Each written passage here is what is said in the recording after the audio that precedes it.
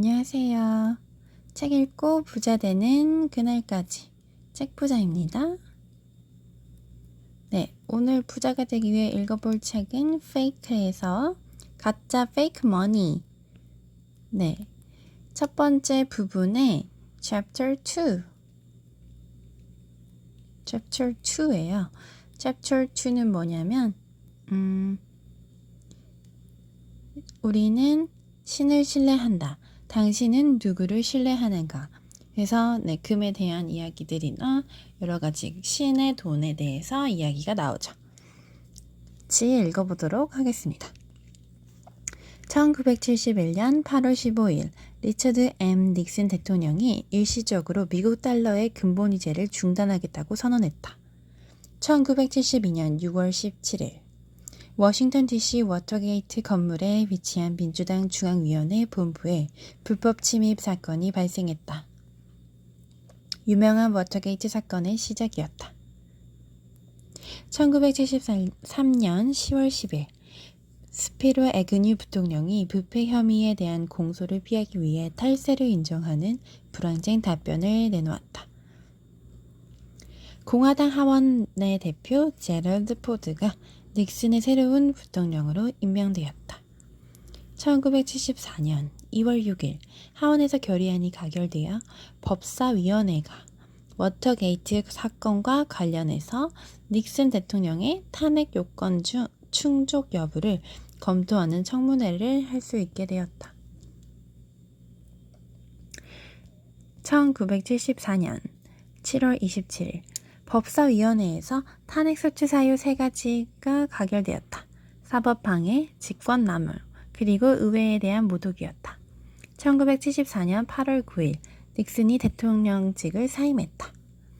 1974년 9월 8일 제럴드 포드 대통령이 닉슨 전 대통령이 재직 중 저질렀거나 연루되었던 모든 연방 범죄에 대해 기소를 면제하는 조건 없는 사면을 발표했다.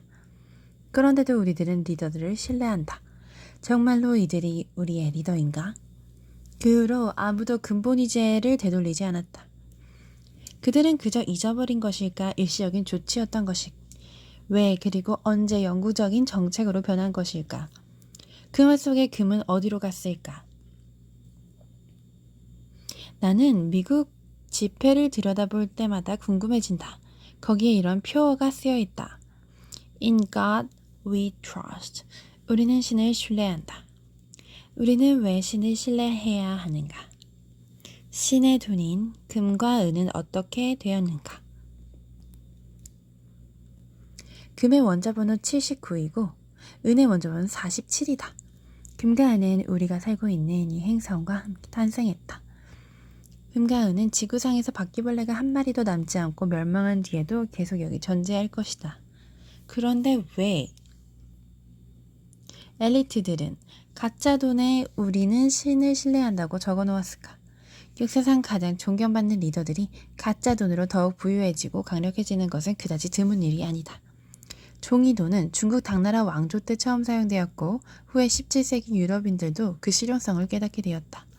사회 지배층이 가짜 돈을 찍어내 전쟁 자금으로 활용하고 자신을 찬양하는 기념물을 지을 수 있다는 사실을 알게 되었을 때 중국 왕조는 무너졌다. 로마인은 금화와 은화를 사용했다.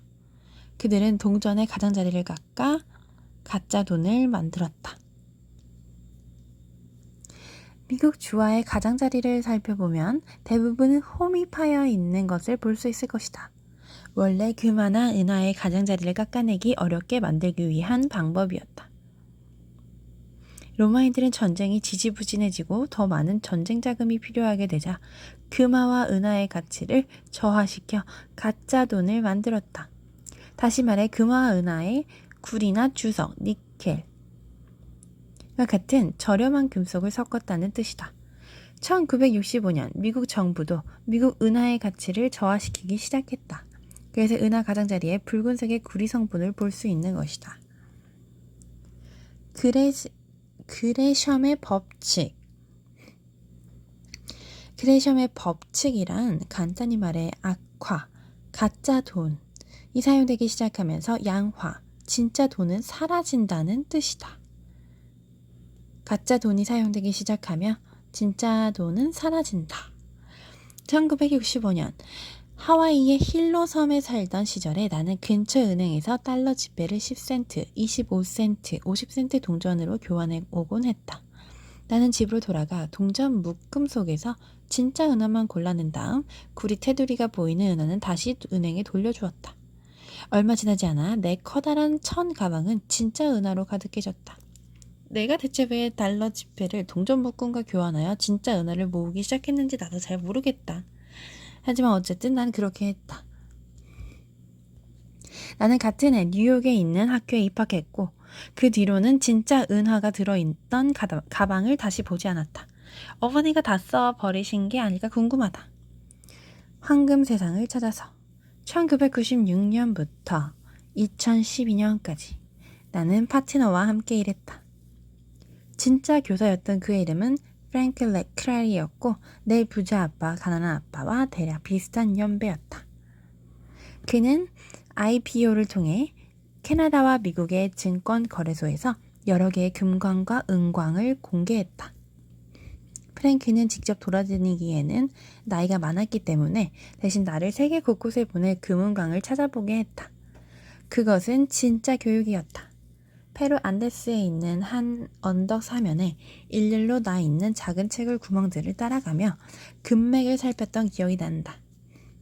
광산을 지질학지 않은 그 작은 구멍들이 고대 잉카인들이 황금을 채굴하던 곳이라 말해주었다.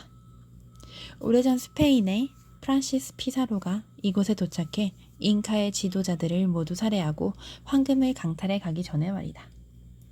또 몽고에 있는 오래된 금강을 방문하기도 했다. 우리는 그곳을 체커판이라 불렀다.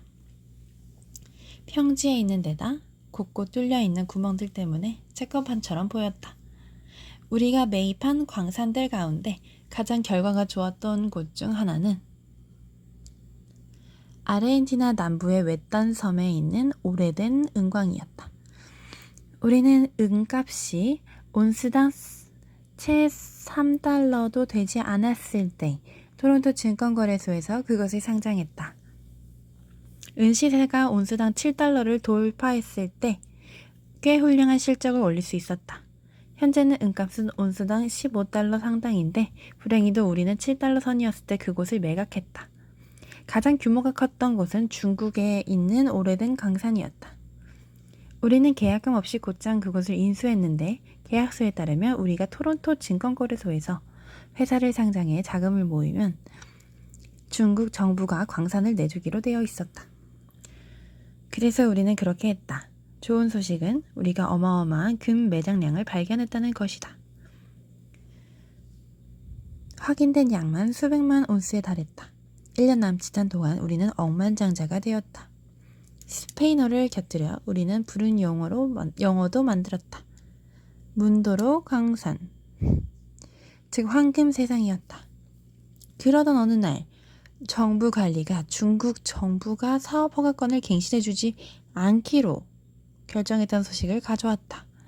현재 그 강산은 중국 엘리트 계층의 친구들 손에 들어갔고 그들은 억만장자가 되었다. 우리 문도로에서 추방되었다. 이것이 바로 내가 진짜 교육이라 부르는 것이다. 역사는 반복되고 있는가? 그 일을 겪고 나는 깨달았다. 외딴 곳에 사는 사람들, 외부에 접촉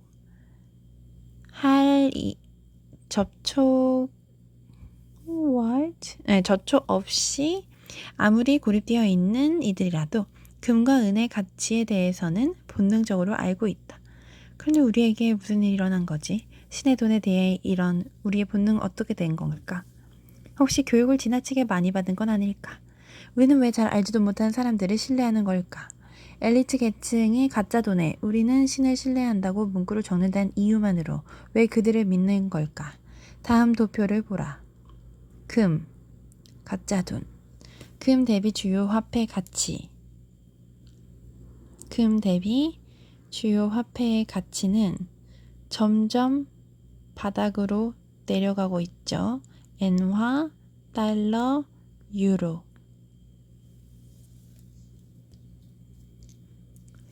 이제 우리의 리더들이 가짜 돈을 더 많이 찍어낸 후에 그 돈이 어떻게 되었는지 보라. 저축한 사람이 패배자인 이유. 1913년 이래 미국 달러의 구매력이 변화된 걸 표로 이제 만들어낸 거죠. 돈이 점점 많이 찍어내고 있죠.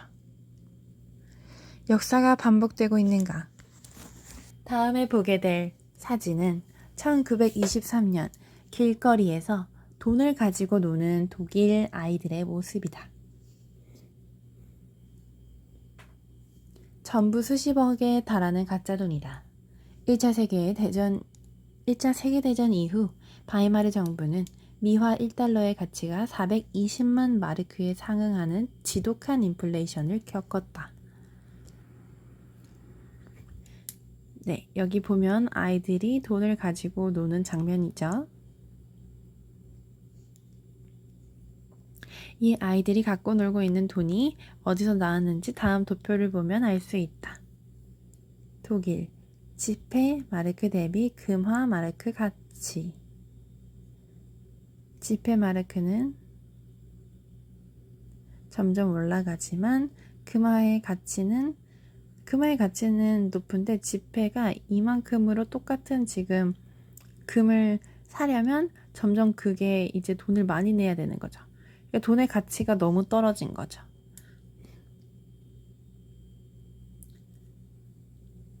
본권 통화량 위에 FRED 그래프에 따르면 Fred 미국은 2008년 금융위기 이후 가짜 돈을 수조 달러 찍어내고 있다. 1920년대 독일이 가짜 돈인 제국 마르크를 찍어냈던 것과 꼭 닮아있지 않은가? 나쁜 소식은 인류 역사상 가짜 돈은 단 한 번도 살아남은 적이 없다. 모든 종이 돈은 언젠간 진정한 가치로 돌아올 것이다. 제로, 0으로 말이다. 당신이 가진 돈이 그렇게 될 때에도 우리는 신을 신뢰한다고 말할 수 있을까? 학생들이 원하는 공부를 할 수 있도록 플러 박사는 학자들이 그들만의 학업으로 돌아갈 수 있도록 자유롭게 해방시켜야 한다는 책을 쓴 적이 있다. 다시 말해 학생들을 학교에서 내보내 그들이 원하는 공부를 할 수 있게 해야 한다는 의미이다. 나는 어디서나 되게 평범한 학생이었다. 가짜 학생이었다. 해군 비행 학교 시절을 제외하면 나는 학교를 별로 좋아하지 않는다. 학교는 지루했다. 플러가 학자들이 그들만의 학업으로 돌아갈 수 있도록 자유롭게 해방시키자는 이야기를 할 때마다 나는 과연 내가 하고 싶은 공부는 무엇일지 궁금했다. 플러의 자이언트 그런치를 읽은 후 나는 드디어 진정으로 공부하고 싶은 것을 발견했고 그제야 진짜 학생이 되었다. 그것은 공부를 막 시작했을 당시, 그러니까 초등학교 4학년 때에 손들어 선생님에게 이렇게 물었을 때와 비슷했다. 돈에 대해서는 언제 배우나요? 나는 그 질문을 던짐으로써 동급생의 아버지인 부자 아빠를 만났고 그의 아들과 함께 9살 때부터 30대에 이르기까지 진짜 교사의 제자가 되었다. 자이언트 그런치는 내 학습과 연구조사를 완전히 새로운 단계로 끌어올렸다. 나는 그런치 분야의 박식한 진짜 교사들의 저서들과 세미나를 찾아다니기 시작했다. 오래된 금은광을 발굴하기 위해 나를 전 세계 곳곳에 보낸 프랭크 크레리도 진짜 교사 중 한 명이다. 진짜 교사들에 대한 이야기는 2부인 가짜 교사에서 더 자세히 하도록 하겠다. 다시 돌아가 타임지에 실린 스티브 브릴의 우리 세대가 미국을 파산시켰다를 보자. 그 엘리트 계층에 관한 기사는 버키 플러가 35년 전에 자이언트 크런치에서 우려한 것과 똑같은 것을 우려하고 있다. 플러는 세계 경제를 좌지우지하는 보이지 않는 사람들의 제도권 안에 학교를 뒤져 그들이 원하는 방식으로 세계 경제를 운영할 수 있는 똑똑하고 영리한 학생들을 찾아내 훈련시킨다고 말했다. 한편 스티브 브릴은 정확히 그렇게 표현한 건 아니지만 이렇게 쓰고 있다. 나는 그런 엘리트 중 한 명이었다. 1964년에 나는 퀸스에 있는 노동계급 동네인 파로크웨이에 살던 책벌레였다. 어느 날 나는 존 케네디의 전기를 읽다가 그가 예비학교에 갔다는 대목을 발견했다. 내가 다니는 198명 중 학교의 교사들은 그게 무엇인지 몰랐지만 나는 그 예비학교라는 것이 대학과 비슷한 곳이라는 걸 알아차렸다. 교실에서 수업을 듣고 학교 안에 기숙하는데 다만 대학보다 4년 일찍 가는 것뿐이었다. 그건 꽤 괜찮은 생각 같았다. 학생들에게 금전적 지원을 하는 예비학교가 있다는 사실을 알고 나니 더더욱 괜찮아 보였다. 나는 매사추세츠주 서부에 있는 디어필드 아카데미에 입학했다. 교장인 프랭크 보이드는 형편이 안 좋은 주류 판매점을 운영하는 근심 가득한 내 부모님에게 학교의 학자금 지원 정책에 따라 매년 감당할 수 있는 수준의 수표만 보내면 된다고 말했다. 3년 뒤인 1967년 나는 최고 학년이 되었고 교장실에서 R. 인슬리 클라크 주니어와 함께 앉아 있었다. 그는 예일 대학교의 입학 처장이었다. 내가 몰랐던 사실은 내가 인키라고 불리는 클라크의 혁신적 정책의 수혜자였다는 사실이다. 나는 후에 인키의 아이들이라 불릴 집단 중 한 명이 될 터였다. 우리는 1960년대 후반에서 70년대 사이 예일대와 다른 엘리트 교육기관, 법률회사 그리고 투자은행을 덮친 능력주의라는 파도의 일부였다. 풀러라면 이렇게 말했을 것이다. 이 똑똑한 젊은이들은 그런치의 주동자들에게 선택되고 훈련받았다. 스티븐 브릴은 이렇게 썼다.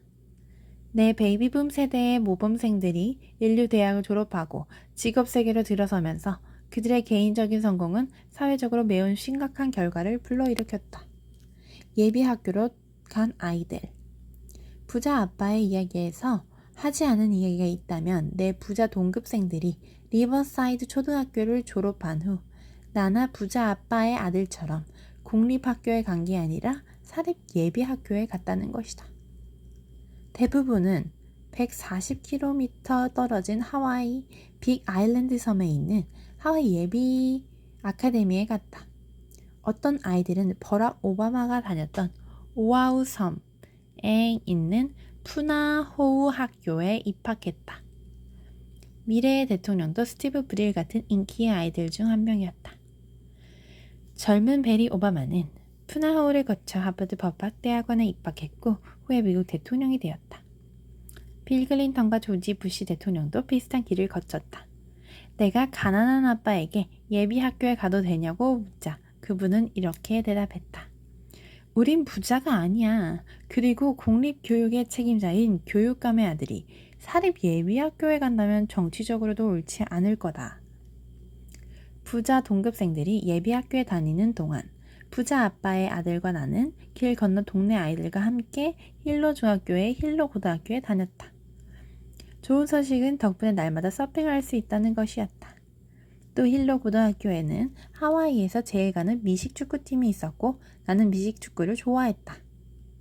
우리는 시합이 있을 때마다 하와이 예비 아카데미의 예전 동급생들을 박살 내주었다. 최고의 소식은 마이크와 내가 방과 후에 주말에 부자 아빠의 제자가 될 수 있었다는 것이다. 우리는 중학교와 고등학교를 다니는 동안 진짜 비즈니스에 대한 진짜 금융 교육을 받았다. 예비 학교에 간 초등학교 동창생 중 상당수가 스탠퍼드와 다트머스, 예일 등의 명문 대학을 졸업했다. 엘리트와 미래의 엘리트들을 위한 학교 말이다. 부자 아빠 가난한 아빠는 내가 9살 때부터 부자 아이들이 가득한 리버사이드 초등학교에 다니던 시절의 이야기로 시작된다. 가난한 집이나 중산층 아이들은 길 건너편에 위치한 힐로 유니언 초등학교에 다녔다. 부자 아이들과 같은 학교에 다니다 보니 나는 왜 다른 아이들은 전부 부자인데 우리 집은 가난한지 궁금하지 않을 수 없었다. 그래서 4학년 때 부자 아이들 사이에서 손을 번쩍 들고 선생님께 물었다. 돈에 대해서 언제 배우나요? 학교에선 돈에 대해 가르치지 않는다라고 대답했을 때 내 평생 공부가 시작되었고, 다음은 이른바 다 아시는 대로다. 하와이주의 교육감이었던 내 아빠는 학교에서는 정부가 허락한 것만 가르칠 수 있다 말했고, 아버지는 내게 돈에 대해 배우고 싶다면 친한 친구인 마이크의 아버지를 만나보라 충고했다. 그분이 내 부자 아빠다. 진짜 교사에게서 진짜 금융 교육을 받는 부자 아빠, 가난 아빠는 그렇게 시작되었다. 엘리트들이 일으킨 경제적 폐해. 스티븐 브릴은 그와 동세대의 성공한 사람들에 대해 이렇게 말했다. 그들은 새 자산을 구축하기보다 자산을 복잡하게 옮기는 거래를 기반으로 하는 경제를 창조했다. 엘리트 계층은 가짜 자산을 창조해서 부자가 되었지만 고소득 일자리를 창출하는 등 진짜 경제를 성장시키지 못했다. 네, 그래서 오늘은 가짜 돈, 그리고 우리는 신을 신뢰한다. 당신은 누구를 신뢰하는가? 이 부분의 챕터 2를 두 번째 챕터를 같이 읽어보았습니다.